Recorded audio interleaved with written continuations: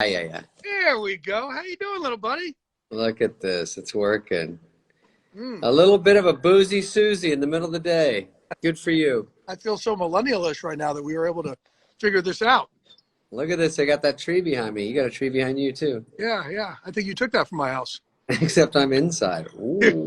Ooh. Are you drinking your drink of choice? Timmy bounce back. I'm not. I've got some Tito's. Heather's trying to put it together for me with Diet Coke. Oh, look at that. See that?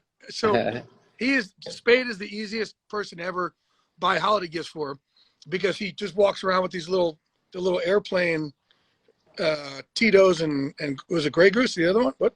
Tito's is mostly the number one, and then I do Diet Coke with it. Right, Diet Coke and Tito's. So it's like just a little thing right there. So for holiday time, it's great. So how about when I went to Jay's house to watch football or UFC 2 weeks ago, and then he goes, "What do you need?" And he goes, "We got lots of food." And I go, "Just maybe Tito's and Diet Coke. That's what I drink." So I drink one, and then I go, "Is there a second Diet Coke?" He goes, "You just said you wanted a Diet Coke." And I go, so we had to go back down to get the second Diet Coke to make the second drink. But it worked out. I got you 2 bottles of Tito's. You know, you got me too much Tito's and not enough Diet Coke. Right. I'm a lightweight, man. Okay, so I'm going to ask you a question. You're going to ask me a question. I guess that's how this little shindig works. Yeah, okay. Well, first of all, before I even get into that, how are your 90 fantasy teams doing this year? How many? Well, I'm not doing really good in the Happy Madison one. I'm not doing good in either of them. So I went over to DraftKings and I tried it, and it's funny because if you spend too much money on that last player, I can only afford like Tekashi 69 as my flex. I think I start with Mahomes, and then I don't really know how it works, so I'm getting better at it. But I thought I won $1 million on that, but I got a millionth place. You know, you can get a millionth place. That's how many people are playing. I don't even know. Millionth place. Yeah. So I thought I was rich for a second, but in my regular leagues, I don't. I mean, it's such a crapshoot. Then with Corona and everything, I mean, there's a lot of guys that. Hold a sec. Yeah. Him and Corona on your shitty fantasy picks. Yes, of course, 100%. Right. Some of my guys aren't trying. I mean, I should have you call them. I used to get advice from you, but then I thought you get enough of that. I have a question for you. Do you ever play, or you don't play anymore, right? No, I used to play with playing a league for my son. But man, I just get within. But you know what used to happen, and you know, because you used to call me all the time for this type of stuff. But you've seen the people that call. But all of a sudden, I'd start getting calls from like my dad. Hey, can you ask your friend John Fox if I know Davis is going to go today? I'm like, yeah. I remember Chuck Liddell used to call you a lot. Yes. Right. Chuck would call. Well, Chuck would call, and instead of like, at least you have all your questions in one place. Yeah. Chuck would call and be like, "Hey, is such and such going today? No, dude. Is work done going today? Yeah, he's in. Okay, boom. Hey, and he called back on the second guy. Yeah, hey, is this guy in today? Yeah, boom. And it'd be like 4 or 5 calls in a row. Like, dude, just come with one. And Michael Phelps used to call while I was on the air. With his, Michael Phelps buddies, of all people. with his little stoner buddies, but they call, do I take the Ravens in the over or the Steelers in the under? I'm like, fuck, I don't know, dude. I'm on the air. By the way, some comment. One of your fans just said I look like a musketeer. So we'll try to keep the negative. Musketeer we're talking about here. Let's keep this X-rated, people. Maybe it's a mouseketeer. David Spade. You met a lot of people through me in the NFL. Yes. All these years. You and I have been friends for a long time. Yeah. Who stood out the most to all my NFL guys? Well, I remember one time we were at Rock and Raleigh, some dopey bar in Sunset, and I think Mike Tomlin was with you and maybe Randy Moss. Is that right? They weren't together. That was a different time. Yeah. Okay. Yeah. Who was it? Randy Moss that I was with Kevin Farley? Yeah. I was with, and he goes, I love Tommy Boy. And he was going on, and he was acting like Kevin was Chris. Right. Yeah, He's like, I love that. I'm your speaker. Yeah. I'm your biggest fan. You guys, the best. I'm like, I think Chris's biggest fan might know he passed away a few years ago. Like, but his top 100 Randy fans did not would know. know. Yeah, so so I don't know if we broke it to him that day or you told him later, but we sort of went along. I remember him going, Jay, I just love that motivational speaker. And Yeah. I think Kevin did not know what to do with that. Chris, Kevin just sat there, right? Yeah. We had gotten that before we got that before in football. I mean, out in the real world, and people go, "You guys are great," and I'm like, I don't even know what to say. But I get Dana Carvey, I get a lot of people, and the easiest thing to do is just go with whoever they think you are, and just either sign an autograph or just keep moving because they don't know either way. Well, fuck, trust me, it happens to me all the time. Like, Mr. Pitt, can we get an autograph? Mr. Clooney, can we get a picture? Interesting. Mr. Dana White. Yeah. Hey, we got a hi from Ecuador. Look at that. Hey, look at that. How about that? Someone just wrote fart. DMs, David. Yep. Sure, that's going to go over well. Great. Do you still check your DMs? Do I check my DMs? Yeah. Every hour on the hour, yeah. No, I do read some because sometimes they say funny things, sometimes they don't. And there's also a guy posing to be me that asks girls for money and stuff. I'm like, I don't know I don't know, the people that are giving him money, I don't know why they're doing that. But they sound kind of like a robot. They're like, you are fan. I'm superstar. You fan me and send money. And they're like, oh my God, it's David Spade. I'm like, no, it's Rosie the robot from the Jetsons. Sure. Let me send you the money. Absolutely. You like the tree. See, that people like the tree in my house and then the painting of a tree. Yeah, that is welcome to my house. Yeah, look at that. You seem so feng shui now. I don't know what's wrong. I don't really know how to do it. So I had my brother come in and he fixed up a little bit. But. Hey, listen, my favorite. There it is.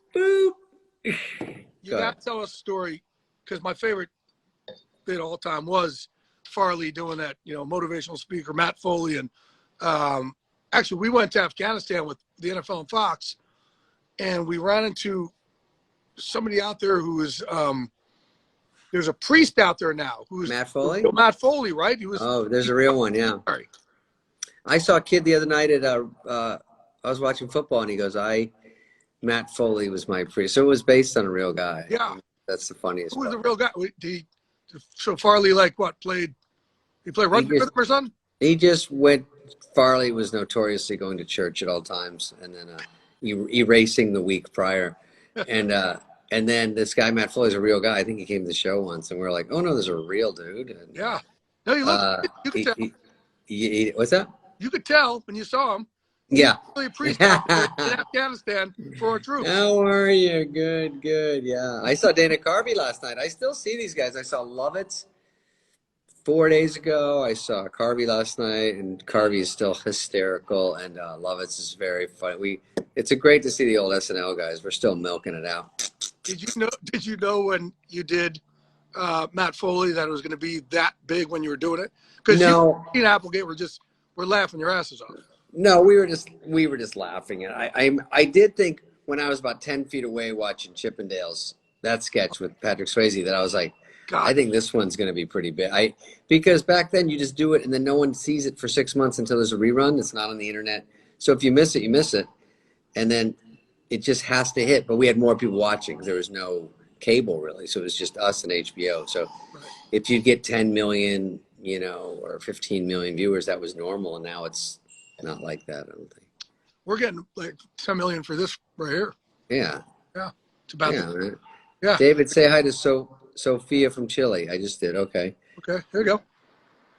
Knock. Did you guys like Chappelle? I love Chappelle. Chappelle was on SNL. He's always funny. All this is great. Please say hi to me, David. People, you could actually just say it. You don't have to write it. Oh, what, me? Oh, say hi? Yeah, okay. I don't know. You're like you're typing in comments when you could actually just say it. They could see you.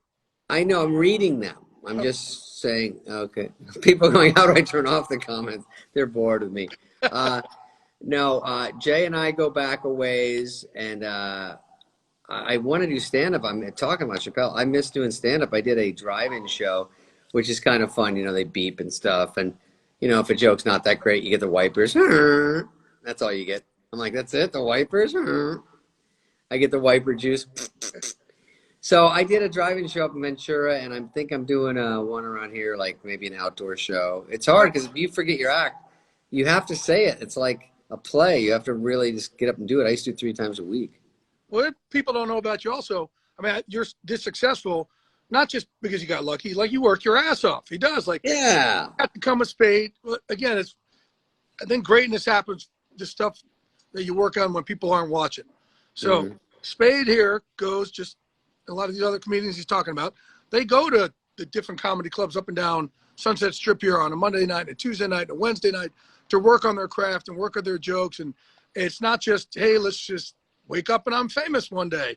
And he's still working his ass off. Man, the blueprint for greatness isn't hard. Find out who the best is and outwork them. Do more than them. 10-year overnight success. Right. I think I saw Jeff the Drunk was on here. If that's true, that's hilarious. The Comedy Store is right by you on Sunset. So is the Laugh Factory. So those are ones I do. I do the Comedy Store the most, but great clubs in LA. If people visit, it's always packed, always good shows, and what a blast. And then you would see those guys. Every good comic is on there. They're from around the country, just hanging in the hallways and going on. So it's a great place to learn. Watch somebody. I saw Sebastian the first time there. Saw Bill Burr for the first time there. I see Whitney. All the people I hang out with, Tim Dillon, Theo Vaughn, all my favorites are there. There was one, Spade did screw me, and this girl's name will not be told. But Spade's like, hey, we're going to go to, where are we going? We're going to Park City, right? Skiing. That was a fun trip. And he's like, hey, we got a private jet. We got rooms. He's doing this show. Hey, let's go out, bring a girl. I said, no, I'm not really dating anybody right now. He goes, bring this, such and such girl that I used to date. I said, nah, I don't want to bring her, dude. She's too, no. She's a headache, dude. She's probably like, no, she's too much. He's like, no, let's do, come on. My God, I had no idea what I was getting into. Right? So I call this girl up and I'm like, hey, you want to go? I haven't talked to you in a while. Spade wants to know, we're going to have a little couples trip. And she says, oh, I knew you were going to call me again for Valentine's Day. I'm like, Valentine's Day? Oh, right. It was Valentine's Spade. Valentine's Day.